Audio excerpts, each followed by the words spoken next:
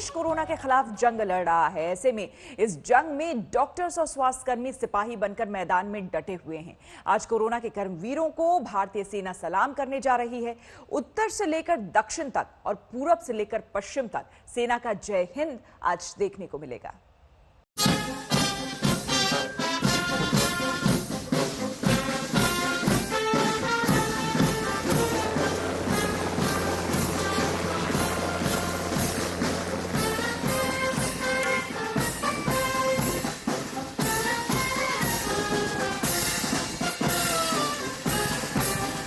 सीमा पर दुश्मन से लोहा लेने वाली भारतीय सेना देश के सबसे बड़े दुश्मन से लड़ रहे योद्धाओं को सलामी देने जा रही है।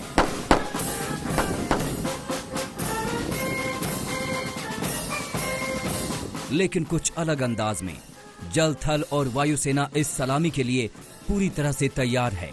आज वायुसेना देश भर में फ्लाइट पास्ट करेगी। पहला फ्लाई पास्ट श्रीनगर से त्रिवेंद्रम तक होगा, जबकि दूसरा फ्लाई पास्ट डिब्रूगढ़ से कच्छ तक किया जाएगा। भारतीय वायुसेना के ट्रांसपोर्ट और फाइटर एयरक्राफ्ट इस फ्लाइट पास्ट में शामिल होंगे। नेवी के हेलीकॉप्टर कोरोना अस्पतालों पर आसमान से फूल बरसाएंगे।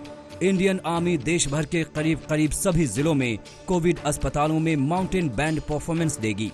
नौसेना के लड़ाकू जहाज शाम 3 बजे के बाद रोशन नजर आएंगे। पुलिस बलों के सम्मान में सशस्त्र बल पुलिस मेमोरियल पर माल्यार्पण करेंगे। प्रमुख रक्षा अध्यक्ष जनरल बिपिन रावत ने तीनों सेना प्रमुखों के साथ एक प्रेस कॉन्फ्रेंस में ये ऐलान किया। उन्होंने कहा कि भारतीय सेना हर कदम पर कोरोना से लड़ रहे योद्धाओं के साथ है और उनका आभार व्यक्त करना चाहती है। हेलीकॉप्टर द्वारा कोविड अस्पतालों में फूल बरसाए जाएंगे।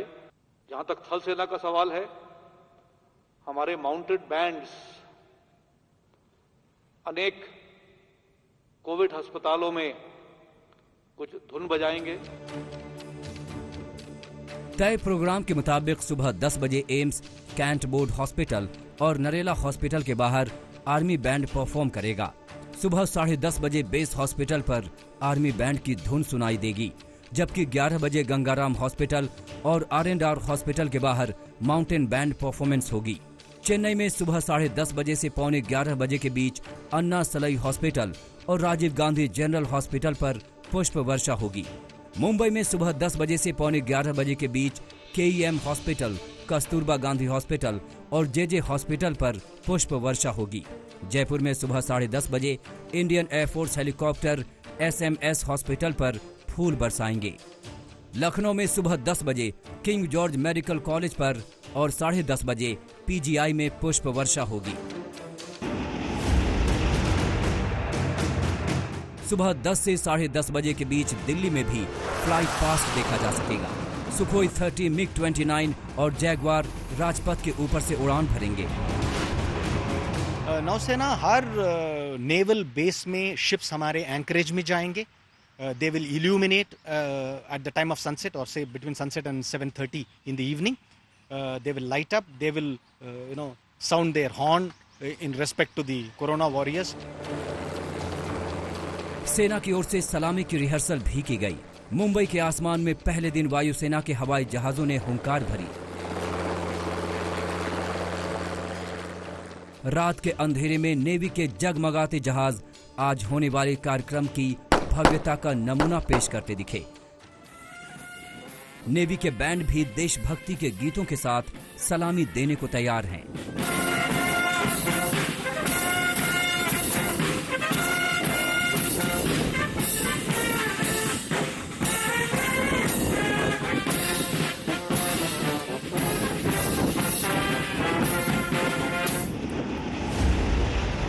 दुश्मन चाहे सीमा के अंदर हो या बाहर, पूरा देश जंग का आगाज कर चुका है। कोरोना बंदी के बीच जोश की शुरुआत ताली और थाली के साथ हुई, जिसकी गूंज पूरे देश में सुनाई दी। इसके बाद उम्मीद के दीपक भी जले और अब बारी है कोरोना वॉरियर्स के सम्मान की, जो अपनी जान जोखिम में डालकर खतरनाक वायरस के खिलाफ डट कर खड़े हैं।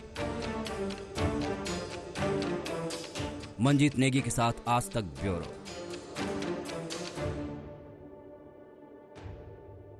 कोरोना के कर्मवीर मैदान पर डटे हुए हैं। कोरोना जितनी तेजी से बढ़ रहा है, उतनी ताकत से हिंदुस्तान उसके खात्मे में लगा हुआ है। बस इंतजार है कोरोना के भागने का, जिसके बाद एक बार फिर भारतवासियों की पहले जैसी जिंदगी वापस आ जाएगी।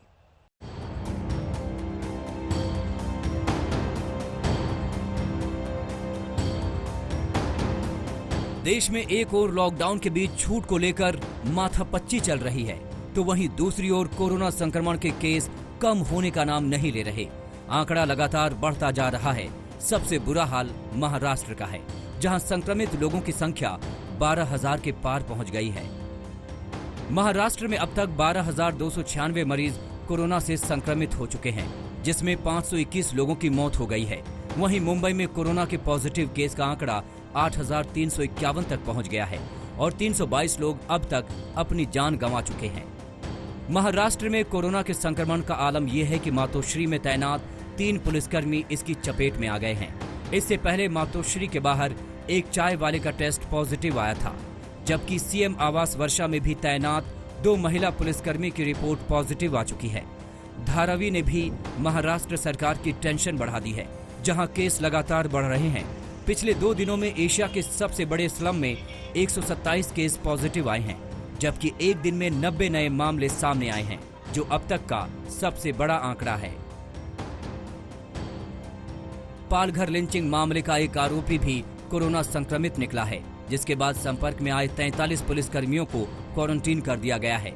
महाराष्ट्र में बढ़ते आंकड़ों के बीच पंजाब के मुख्यमंत्री अमरिंदर सिंह ने भी उद्धव सरकार पर निशाना साधना शुरू कर दिया है।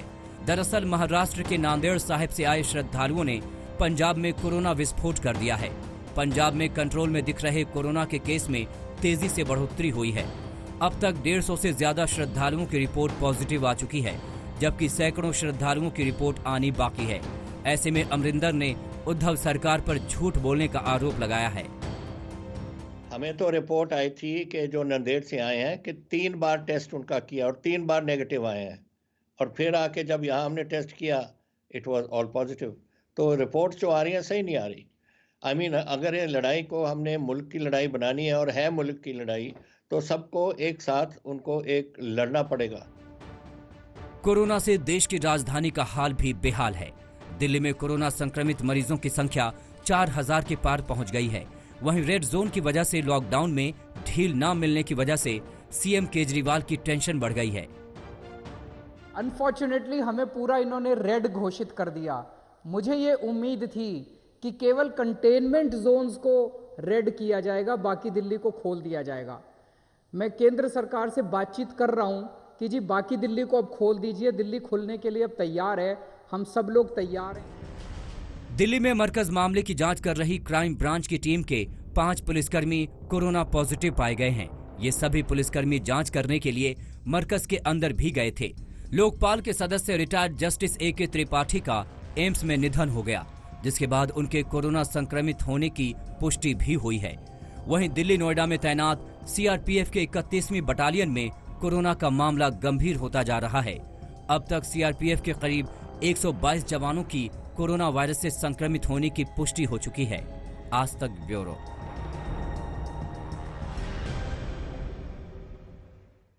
आरोग्य सेतु ऐप को 2 अप्रैल को सरकार ने लॉन्च किया और तब से लेकर अब तक इसको करोड़ों लोग इस्तेमाल कर रहे हैं। लेकिन कल कांग्रेस सांसद राहुल गांधी ने ऐप को लेकर सवाल खड़े कर दिए।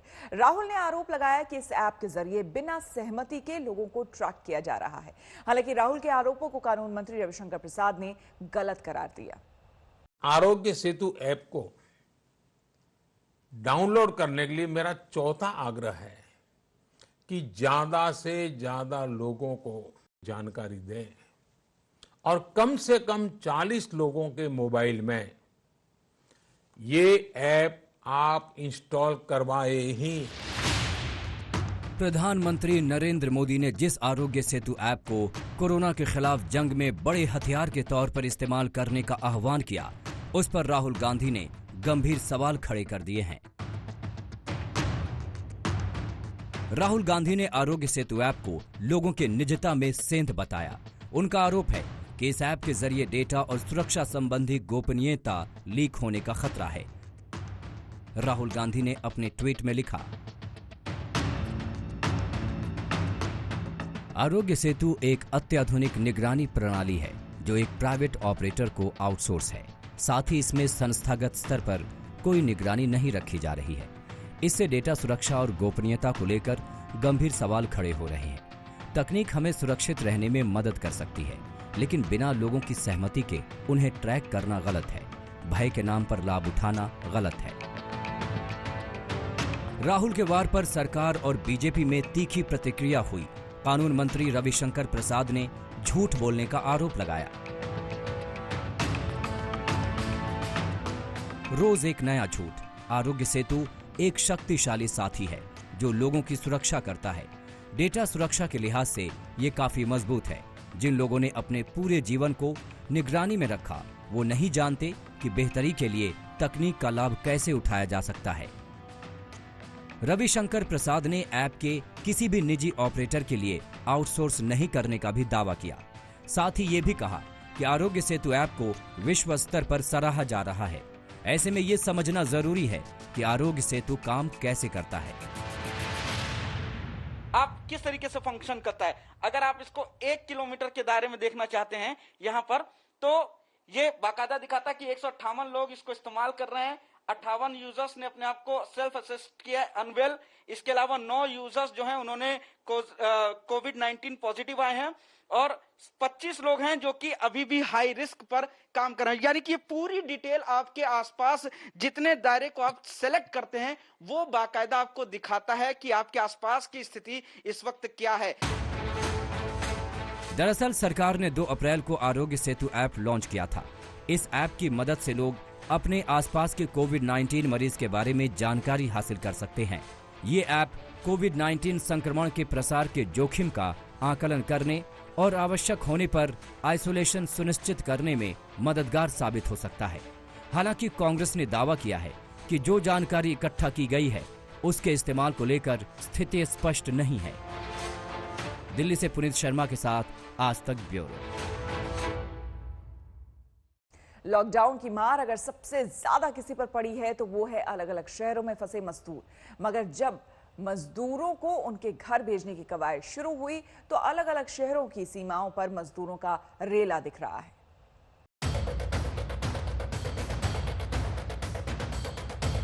मुफलिसी और भूखमरी की कगार पर पहुंचा मजदूरों का जत्था वापस अपनी जमीन पर लौटने लगा है और इसी के साथ घर से दूर लंबा और थका देने वाला बुरा दौर भी बीत गया।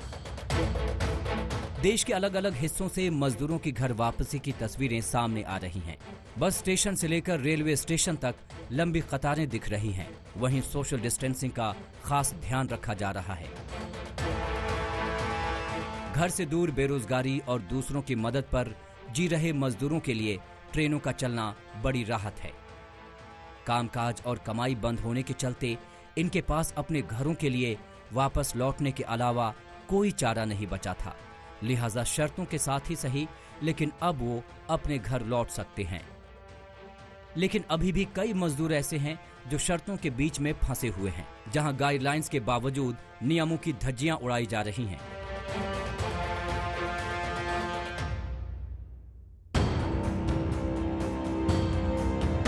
इन तस्वीरों को देखकर बरबस ही सवाल निकलता है कि किस बात की सोशल डिस्टेंसिंग, कैसा संक्रमण मुक्त मास्क, कैसा कोरोना का खतरा। गुजरात के बनासकांठा में रह रहे राजस्थान के मजदूरों को राजस्थान बुलाने की कवायद हुई तो गुजरात से ऐसे निकले मजदूर। ये चेन्नई की तस्वीरें हैं। मजदूर सड़क पर इंतजार कर रहे हैं कि कोई गाड़ी आए और उन्हें उनके घरों तक पहुंचा दे, क्योंकि अब ना तो रोजगार बचा है और ना खाने का सामान।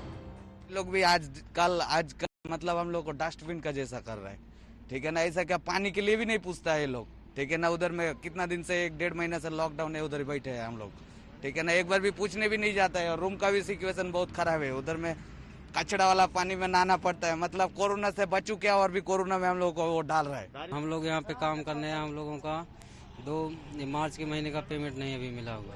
इसी तरह हुबली में रहने वाले मजदूर अपने घर जाने के लिए तड़प रहे हैं। 8 दिन में 10 दिन में थोड़ा राशन मिलता है। 8-10 लोग खाने वाले हम लोग, कैसा चलेगा हम लोगों का। 1-1 रुपए की तबाही है। इधर पैसे भी नहीं, सब्जी लाने को पैसे नहीं। राशन तो अब दे देंगे लेकिन सब्जी लाने को पैसे नहीं मिलते हमको। कहाँ से लाएंगे हम लोग 200-300 कमाने वाले दिन में। यहाँ फंस गए हैं। ऐसे गवर्नमेंट के आदमी आते हैं कर्मचारी, लेकिन हमें खाने के लिए देख के कुछ भी नहीं, कोई फोन उठाता ही नहीं, कोई कुछ नहीं करता। कोई आता हेल्प नंबर दे के जाता है, कोई कैश का नंबर दे के जाता है। पुलिस वाले अब नासिक की तस्वीरें देखिए। यहाँ लोग डीएम दफ्तर के बाहर अपने घर जाने के लिए पास बनाने के लिए इकट्ठा हुए हैं।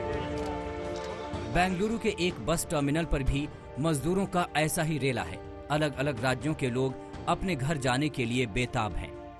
देहरादून में भी मजदूर किसी भी हाल में अपने घर जाने के लिए परेशान हैं। वो पास बनाने के लिए लाइनों में लगे हैं। ऐसे अलग अलग शहरों में लाखों मजदूर फंसे हुए हैं, क्योंकि न रोजगार बचा है, न खाने का इंतजाम हो रहा है। वो किसी भी हाल में घर पहुंच जाना चाहते हैं। आज तक ब्यूरो। कोरोना को लेकर आज तक के ई एजेंडा में सबसे बड़ा मंच सजा, जहां देश के 16 मुख्यमंत्रियों ने कोरोना पर बात की। आज 97 कंटेनमेंट जोन्स हैं दिल्ली के अंदर। अगर वो अपनी कंडीशंस और सख्त करके 97 के 200 कंटेनमेंट जोन कर लो, 250 कंटेनमेंट जोन कर लो, बाकी दिल्ली को तो खोल दीजिए, बाकी अर्थव्यवस्था को तो खोल दीजिए कम से कम दिल्ली की। बीमारी होगा वो अपराध नहीं, लेकिन बीमारी होने के बाद ऐसी बीमारी को जो संक्रामक हो उसको छुपाना ये अपने आप में एक अपराध है। हमें तो रिपोर्ट आई थी कि जो नांदेड़ से आए हैं कि 3 बार टेस्ट उनका किया और 3 बार नेगेटिव आए हैं, और फिर आके जब यहाँ हमने टेस्ट किया इट वाज ऑल पॉजिटिव। तो रिपोर्ट जो आ रही है सही नहीं आ रही। जो हमने सुझाव दिए थे हमारे स्टेट की तरफ से, उनमें काफी सुझाव को स्वीकार किया गया, और इसके लिए मैं धन्यवाद करना चाहता हूँ प्रधानमंत्री जी को।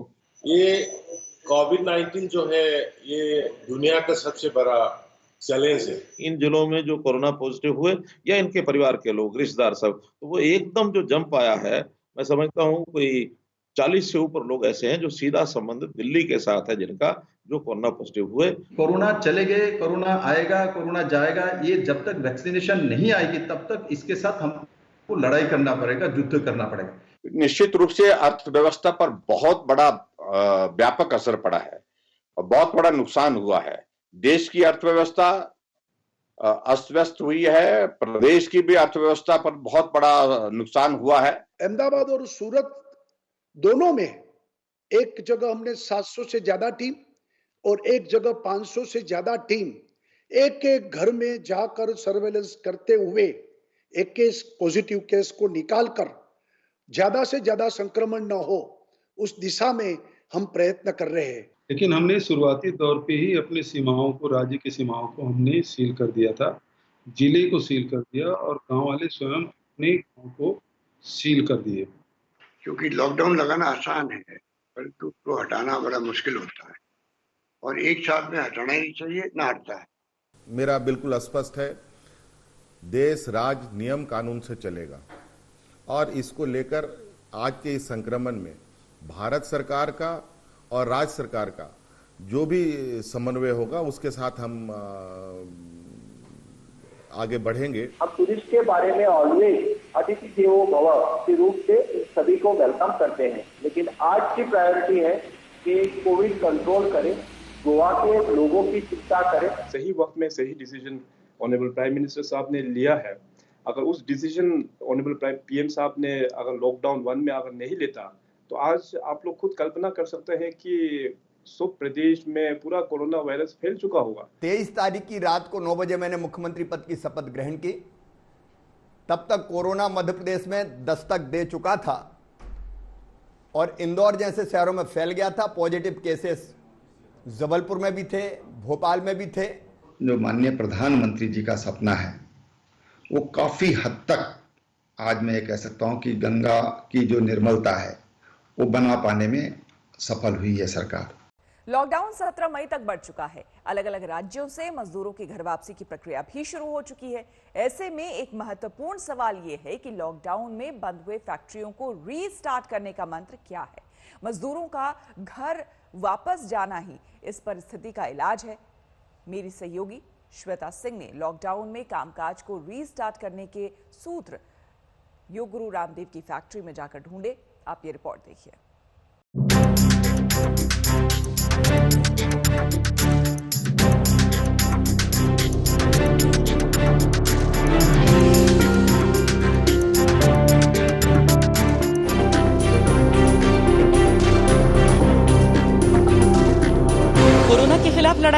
एक हिस्सा है कि आप किस तरीके से लॉकडाउन का पालन कर रहे हैं, सोशल डिस्टेंसिंग कर रहे हैं, लेकिन जो इसेंशियल चीजें बन रही हैं, जिनका प्रोडक्शन हो रहा है और जिनको कुछ रियायतें भी दी गई 20 अप्रैल के बाद, उन प्रोडक्शन यूनिट्स पे क्या चल रहा है। तो आज हम स्वामी रामदेव से चर्चा तो करेंगे तमाम मुद्दों पर, लेकिन इस सवाल का जवाब जरूर लेंगे, क्योंकि यहां पर हम पतंजलि के इस फूड पार्क में हैं और आप तो इसेंशियल आइटम्स से लेकर यहां पर इम्यूनिटी से लेकर हम कहें तो मेडिकल भी, क्योंकि सैनिटाइजर भी बनता है यहाँ, तो आज आप हमारा टूर कराएंगे यहाँ का। हाँ, हमने पतंजलि और रुचि सोया 2 बड़े ग्रुप्स हैं जिनको हम चला रहे हैं। यहाँ पर करीब हमारे पास में महीने में 5 लाख टन प्रोडक्शन कैपेसिटी है, जिसमें घी, तेल से लेकर के hand sanitizer, hand wash, bathing soaps, जो सैनिटाइजेशन के लिए जितने भी चीजें प्रयोग होती हैं।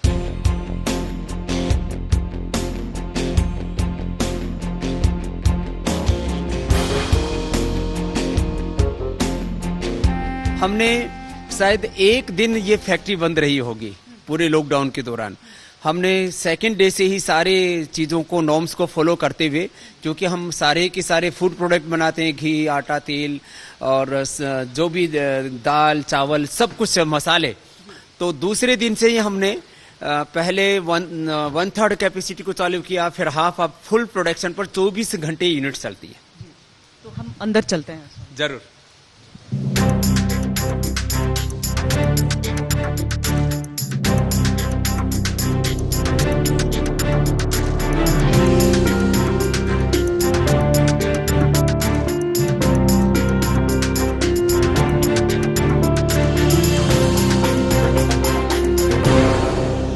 इम्यूनिटी के लिए खाया जाता है च्यवनप्राश, पर क्या च्यवनप्राश बनते हुए भी एक सोशल डिस्टेंसिंग का ध्यान रखा जा रहा है? केंद्र सरकार ने जो कहा कि कर्मचारियों की संख्या कम रखनी होगी, उन चीजों का ख्याल रखा जा रहा है? अव्वल ये, और स्वामी जी, मैंने च्यवनप्राश आपका हमेशा बनते देखा पतीलों पर, आज मैं देख रही हूँ पतीले पीछे रखे हुए हैं और च्यवनप्राश यहाँ मशीन पर है। श्वेता जी, पहले तो डिस्टेंस मेंटेन रखने के लिए जो सोशल डिस्टेंसिंग के लिए जो नियम बनाए गए, उसकी हमने पूरी बुकलेट ही बना रखी है, और ये सारे प्रोटोकॉल करीब 2 लाख लोग पतंजलि रुचि सोया के प्लांटों से लेकर के मैन्युफैक्चरिंग, सप्लाई चेन, डिस्ट्रीब्यूशन में सब लोग काम करते हैं, तो सब प्रोटोकॉल का हम लोग पालन करते हैं। जहाँ तक आपने च्यवनप्राश की बात पूछी, तो जो पीछे पतीले रखे, ये पतीले पहले मैं 10 रुपए का उधार में, मतलब किराए पर लाया करता था, और उसके बाद हमने फिर धीरे धीरे 25 सालों में चीज़ों का ऑटोमाइजेशन किया।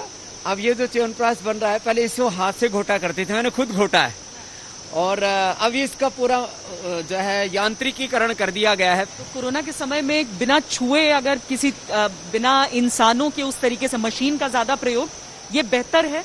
ये कोरोना के संकट काल में भी, और यदि आप इसको हाइजीन की दृष्टि से भी देखें, तो बिना किसी हैंड टच के पूरा पतंजलि का च्यवनप्राश तैयार होता है, और उसके लिए पूरा ये जो प्लांट आप देख रहे हैं, बहुत बड़ा प्लांट है, वहां से लेकर के और आगे दूर तक। तो क्योंकि इस समय यद्यपि इसका मेन सीजन तो अक्टूबर, नवंबर, दिसंबर में आता है, लेकिन अभी डिमांड इतनी है कि सारा मार्केट से च्यवनप्राश खत्म हो गया था, इसलिए नया बैच बनाना पड़ रहा है।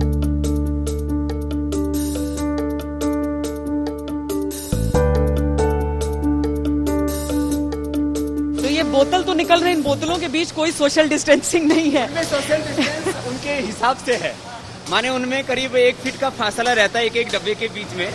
यहाँ करके फिर ये ऑटोमेटिक वहाँ से पूरा च्यवनप्राश तैयार होकर के पाइपलाइन से नीचे आ जा रहा है, और नीचे आने के बाद में फिर यहाँ पर 1 किलो एक डब्बे के अंदर ऑटोमेटिक भरा जाता है। भरने के बाद में फिर ये च्यवनप्राश आप देख रहे हैं, ये इस तरह से, ये आप देख रहे हैं गरम गरम है, आप हाथ लगा के देख सकते हैं, और इसके अंदर भरने के बाद में फिर उसके ऊपर ढक्कन लगाया जाता है। ढक्कन लगाने के बाद में इसको फिर सील कर देते हैं, और फिर ये ऑटोमेटिक उसके अंदर चला जाता है पेटी के अंदर। तो कहीं पर भी जो च्यवनप्राश है वो हैंड इसमें टच नहीं होता है, ऑटोमेटिक पूरा का पूरा सिस्टम है, और 100% इसमें हाइजीन को मेंटेन किया जा रहा है। और जो लोग काम भी कर रहे हैं वो भी सोशल डिस्टेंसिंग के नॉर्म्स को फॉलो करते हुए यहाँ पर लोगों की इम्यूनिटी बढ़ाने के लिए हम ये च्यवनप्राश दे रहे हैं।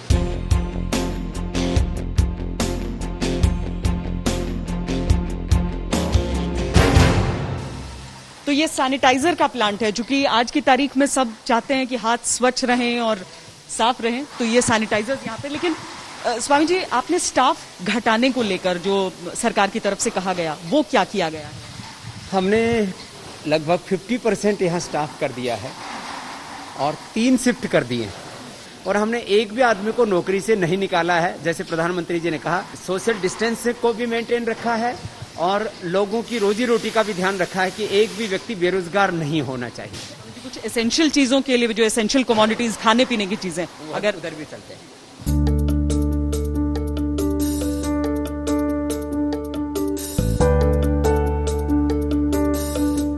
शुरू में जब आप लोगों ने एसेंशियल चीजों का प्रोडक्शन ऑन रखा, तो क्या आपको सप्लाई में दिक्कत आई थी?